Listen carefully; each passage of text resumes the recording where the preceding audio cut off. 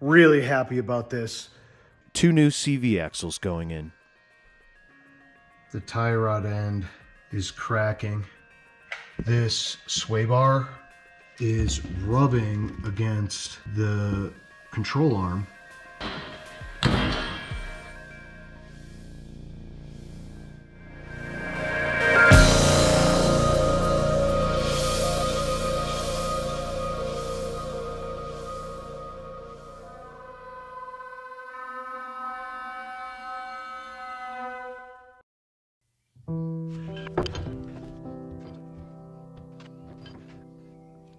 So now that I got the control arms off, I'm installing the Delrin bushings and the trunnions that go in the upper control arms in the front.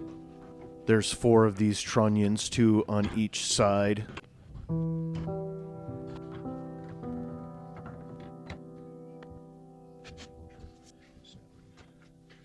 The trunnions get affixed using a C-clamp and a washer, very simply.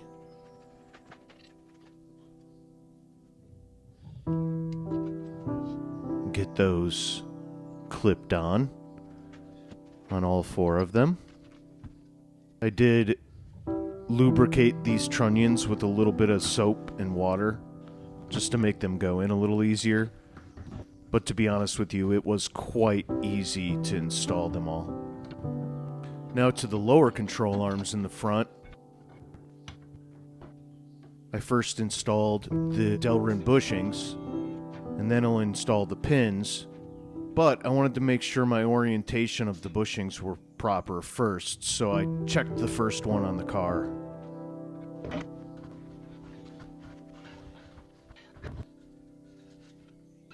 On these bushings on the lower front control arm, there's a thinner, small front bushing and a thicker one. Same on the rear. You see how this one is thinner and this one is thicker, and these thicker ones need to go on the outside, just FYI. Now let's get those front control arms installed.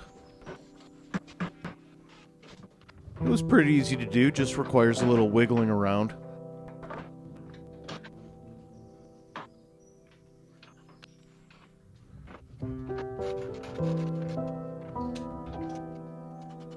Once I have the bolts tightened up a little bit, I am then going to adjust them back to their original position. You can see them moving here to get the toe and the camber correct. I did mark them before I disassembled everything. These lower control arm nuts are then torqued to 125 foot-pounds.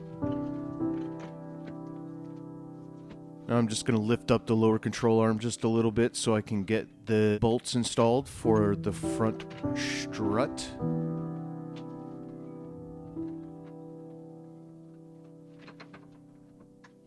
These should be torqued to about 20 foot-pounds. 21 foot-pounds to be exact.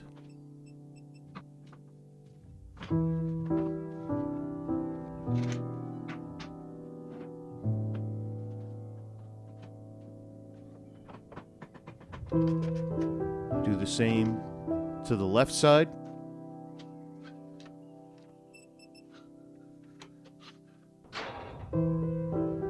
Now let's get those upper control arms installed.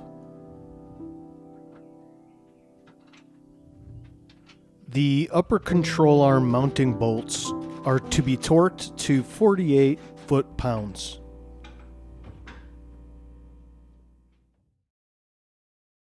So, really happy about this. I got my rolling jack working. I had no idea it even worked. It's been 5 years. I bought the rolling jack with this bend pack lift, and the reason I didn't know it wasn't working is because I hooked it up to my air compressor. It's air controlled, and it didn't move. I could hear the air functioning. I could hear it trying to work, but it didn't move. So I assumed it didn't work. So I did a little research, reading the instruction manual.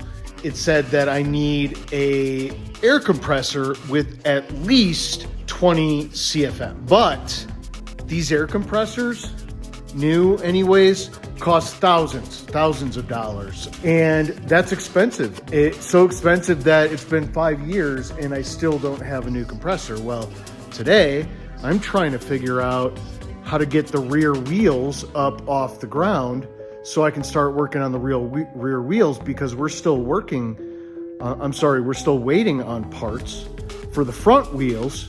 So how do I do that? Well, I was gonna move The rolling jack.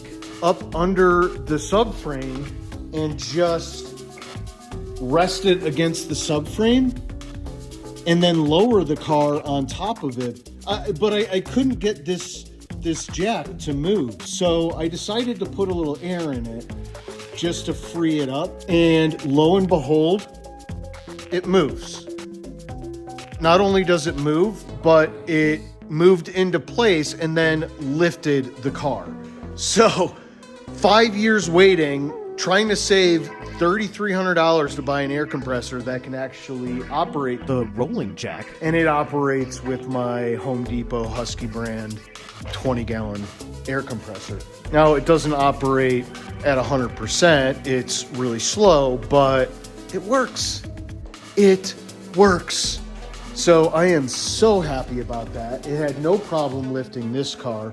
I'm assuming it might have trouble lifting, a 6, 7, 8,000 pound truck like that, but lifting 3,000 pounds, no problem. No problem at all. Now, let's get started on the rear. I'm happy to say that the rolling jack that I originally bought with my lift about 5 years ago, it works.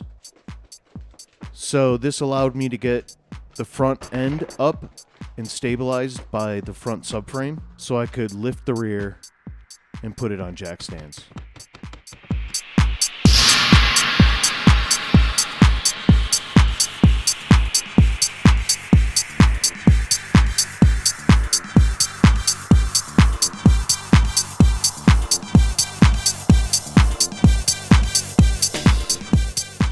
I'm using a pitman arm to remove the upper control arm and the hub. The pitman arm makes this job really easy. Just pop like that. And after removing the CV axle, I will get the hub off using the pitman arm as well. Here I'm just popping out the CV axle a little bit with the pry bar from the differential. And now it should just pull right out. There we go. And this one is destroyed. 2 new CV axles going in. Switching over to the right side here now, showing you the removal of the hub with the pitman arm. Pop. I always put my bolts back in their original holes just to keep them from getting lost. And we'll remove the lower control arms. Now it's time to put Delrin bushings in all those control arms.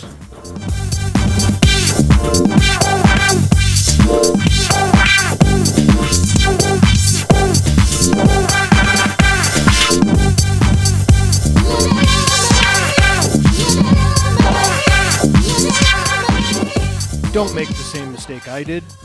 I had to push out one of the pins in the incorrect size with a pin of the correct size because there are 2 different pins for the lower rear control arms.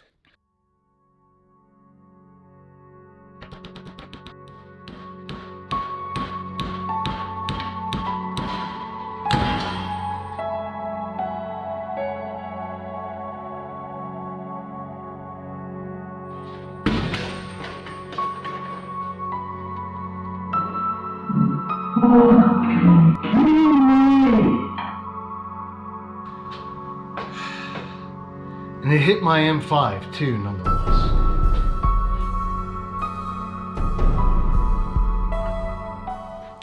I did find the perseverance to continue pushing out all of the lower rear control arm bushings, putting in the Delrin bushings, and finishing this part of the project.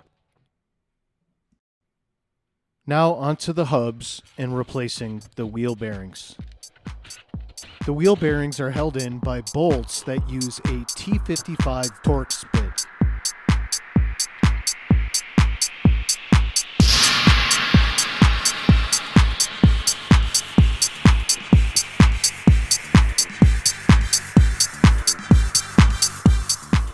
I used a little Loctite just to be safe. I then snugged up the Torx bolts with a T55 bit and then torqued them to 96 foot-pounds. Also marking them to make sure I know they've been torqued. Now let's put the hubs back on the control arms. I'm starting with the front left hub. Installation is similar for all of the hubs, front, left, right, and rear. You're going to need an Allen wrench to hold the ball joint in place while you tighten down the nuts. Each of these nuts for the upper and lower ball joints, as well as the ball joint for the tie rod end, first get torqued to 15 foot-pounds. And then each of them get a second pass at a particular degree, and then one last pass at a final torque spec. This lower ball joint nut is tightened to 15 foot-pounds, then turned 210 degrees, and then finally tightened to 52 foot-pounds.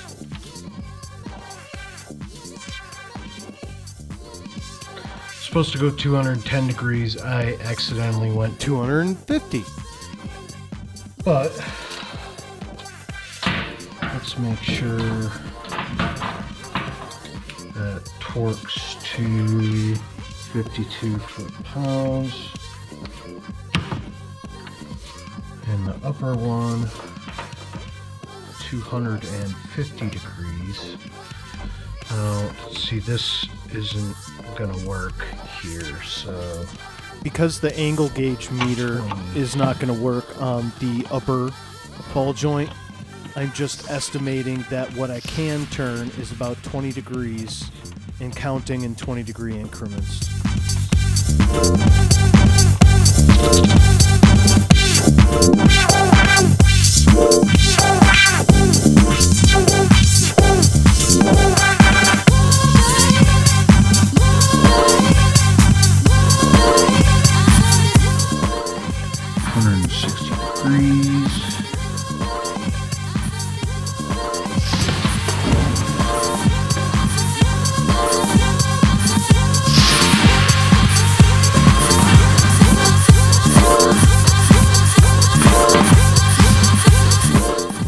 I should have hit 160, I hit 180. Now let's put the brakes on. And then finally move on to the rear of the car, where we get our first chance to use the rolling jack. But first, let's take a look at the completed front end.